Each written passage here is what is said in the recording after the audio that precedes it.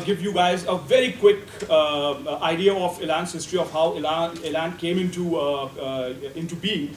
And as has been my bane always, I've been given just 3 to 4 minutes to do so. So I'm going to try and be as quick as possible. Well, back in May 2009, we had, there was a bunch of us who were sitting, and we were wondering what is it that we can do to help our students. There was an institute called the Elan Language Institute, which used to focus on teaching English language skills. And we were sitting around, a bunch of us, about 5 or 6 of us, and we were wondering, what can we do to help our students really go to the next level? I mean, we're teaching them whatever they're supposed to be taught. We are teaching them, we are giving them the basics of the English language, but that's not enough.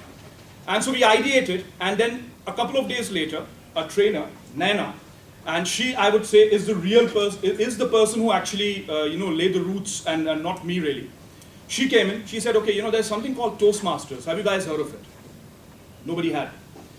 And she said, I think this is something that would be great. This is something that we could probably look into. And we were like, sitting, and I remember, I remember the scene like it was just yesterday. We were sitting with our cups of tea, and, we just, kind of looking at it, Toastmasters. And as 90% of you probably thought when you first came across this word Toastmasters, everyone related it to either the toast or the toast. Nobody really, knew what it all meant.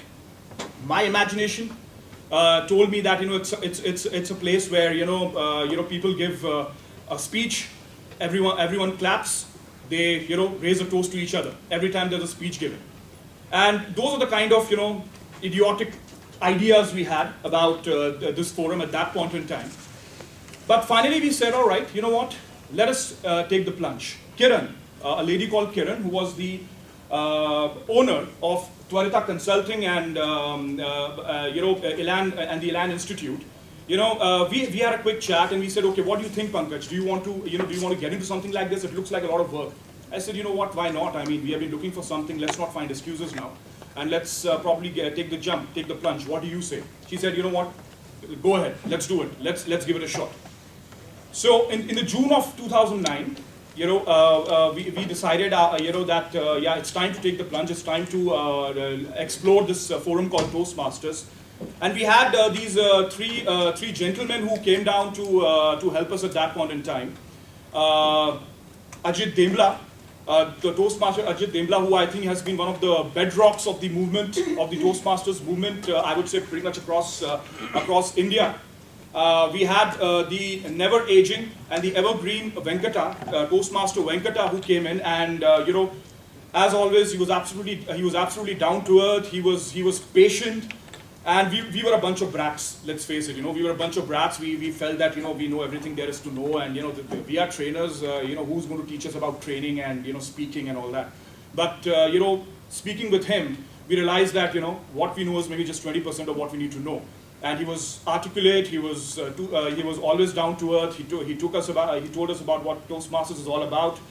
And then we had I don't know how many of you actually know him, because obviously 99% of the faces are new for me. But we had Toastmaster Mario.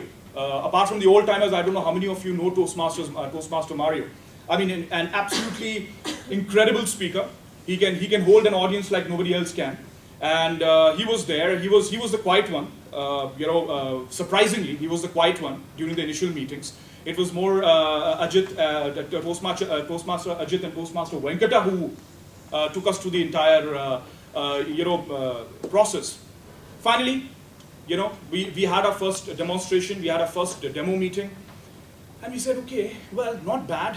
Really good speakers, lot of passion, but what is this all about? It's just a bunch of people standing and speaking. We said, okay, no, you know what? Maybe we are not really getting what it's all about. Let's see what happens in the next meeting. And subsequent meetings went on. And little by little, we realized that Toastmasters is not a forum, It's not a platform, it's not a forum. We started realizing that Toastmasters is basically a lifestyle, okay? It's a lifestyle, it's the way you think, it's the way you start living your life. It is not about coming and speaking in front of an audience. It is about getting a chance to express yourself without being judged in a negative manner, in front of people whom probably you never get a chance to interact with. And that is what's so brilliant about this platform. Over the next few weeks after that, we kind of started getting addicted to it. We started getting addicted to Toastmasters. We started planning Toastmasters. This emblem, I decided it's time to, not just have a logo, but have an emblem. So we came up with an emblem for the Elan Toastmasters movement, as we started calling it. We came up with a slogan for it. Okay, at the same time, and then it felt like, yeah, we have arrived, but there was still some time to go. We still had to reach that quorum. We still had to reach that number before we could go and register. And let me tell you, that became an obsession. That became an absolute passion and absolute obsession. Every time we would have a meeting, okay, we have these many guests, how many are joining? Okay, and we would have separate counseling, individual counseling sessions. There would be Leela, there would be Naina, there would be Vasudha, all of these trainers, myself, who would be probably cornering people and trying to espouse the benefits of Toastmasters and get them to join.